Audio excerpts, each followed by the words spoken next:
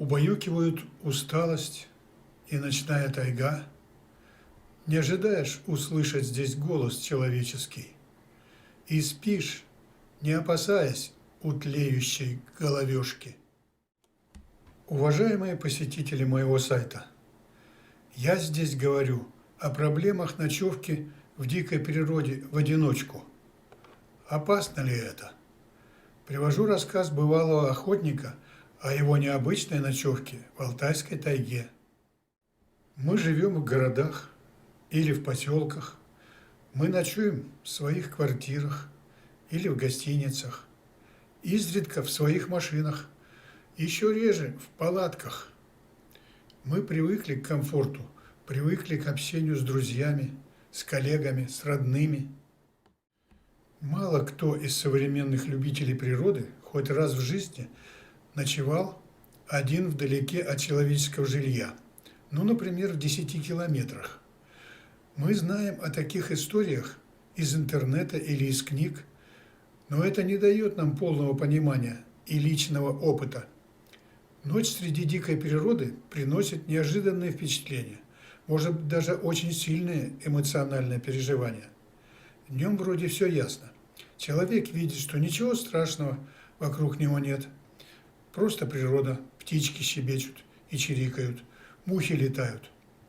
Ночью, когда вокруг ничего не видно, и порой раздаются какие-то шорохи, какие-то не всегда понятные звуки, у человека начинает работать воображение.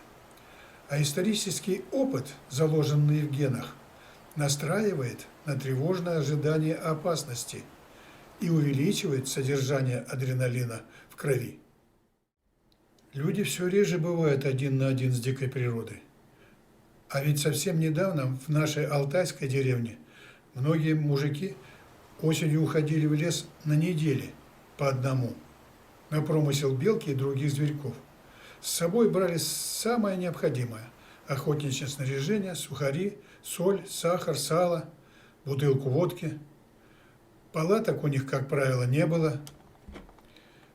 Как же справлялись алтайские охотники с неизбежными страхами?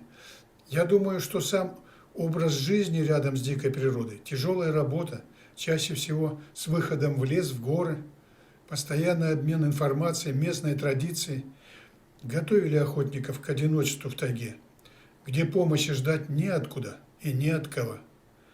С другой стороны, они не читали стихов, не восхищались классической музыкой, не ходили в театры и рестораны. Но ведь и сейчас бывалые таежники и путешественники ночуют в одиночку в совершенно диких местах. Причем многие из них являются настоящими утонченными интеллектуалами. Интересно, боятся ли они? Думаю, что боятся. Но успешный прошлый опыт помогает справиться со страхами. Наверное, у каждого есть и своя философия, которая позволяет им засыпать и быть в это время беззащитными. Главное, конечно, опыт, знание обстановки и правильная оценка возможных опасностей. Думаю, что полную правду о своих переживаниях и проблемах никто не афиширует. Признаюсь, я тоже нелегко засыпаю, когда ночую один на природе. Убеждаю себя, что все спокойно и безопасно, и никому я тут не нужен. Да и в прошлой ночевке все прошло хорошо. Но я никогда не ночевал в лесу без палатки. Палатка хоть и слабый, но все-таки рубеж обороны для спящего. Расскажу один случай, который произошел с моим родственником еще в советские времена. Как-то раз во время осенней охоты на незнакомом переходе он припозднился и не успел засветло выбрать себе место для ночлега. Уже смеркалось, когда он принял решение остановиться на первом же более-менее подходящем месте. Под большой пихтой он настелил лапника, набрал в ближайшем ручье котелок воды, вскипятил на небольшом костерке, приготовил себе нехитрый ужин, поужинал и устроился спать. Накрылся куском брезента, который у него был с собой. Только он стал засыпать, как явственно услышал голос: «Уходи с моего места!» Он соскочил, взял ружье на изготовку и стал слушаться в таежные шорохи и вглядываться в окружающую темноту. Но все было тихо, и никаких посторонних звуков больше не было слышно.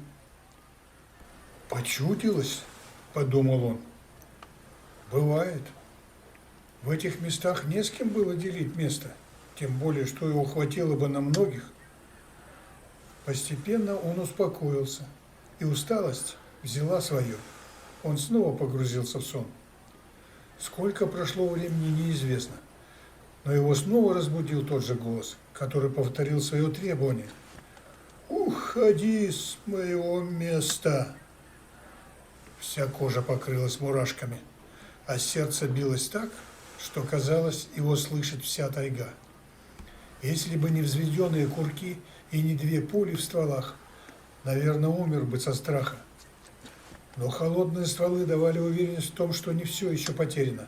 Снова он долго вслушался в ночную темноту и снова ничего необычного не услышал. Однако уснуть уже было невозможно. «Ну что же, надо подчиниться», — решил он.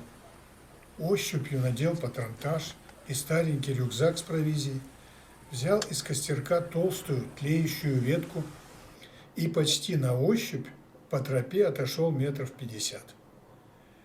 Кое-как устроился на новом месте возле тропы и решил бодрствовать до утра с ружьем в руках. Все было тихо. Где-то вдалеке иногда слышался крик какой-то птицы. Небо разъяснилось, и яркие звезды висели совсем низко над горами. Не в первый раз он ночевал один в тайге. Для бывалого таежника здесь безопаснее, чем на вечерней прогулке в поселке, где много всяких неприятностей можно встретить. Новая телогрейка, стеганые ватные брюки, добротная шапка-ушанка, а главное, прекрасные новые теплые портянки. Что еще нужно, чтобы хорошо себя чувствовать в тайге? Постепенно его снова сморил сон. Проснулся он только утром, когда было уже светло. «Что же это было?» – подумал он. Первым делом он вернулся к месту своего неудачного ночлега. «Вот террас!» – удивился он. Прямо напротив оставшегося под пихтой лапника, на котором он ночью лежал, кусты были усыпаны привязанными на них ленточками. Большинство кусочков ткани уже совсем истлели, но встречались и свежие. Значит, место чем-то знаменито, если кто-то считает его святым. Что же тут есть такого? Но ничего примечательного он не заметил. Возможно, здесь есть могила, или когда-то что-то произошло на этом месте. Наверное, это место как-то связано с человеком или его духом. Ему не понравилось, что я тут расположился вчера, и он меня прогнал. Великая тайга, чего только в ней не встретишь. Никогда не знаешь, что ждет впереди. Такие места нужно уважать. Оторвал от новой портянки ленточку и повязал ее рядом с другими.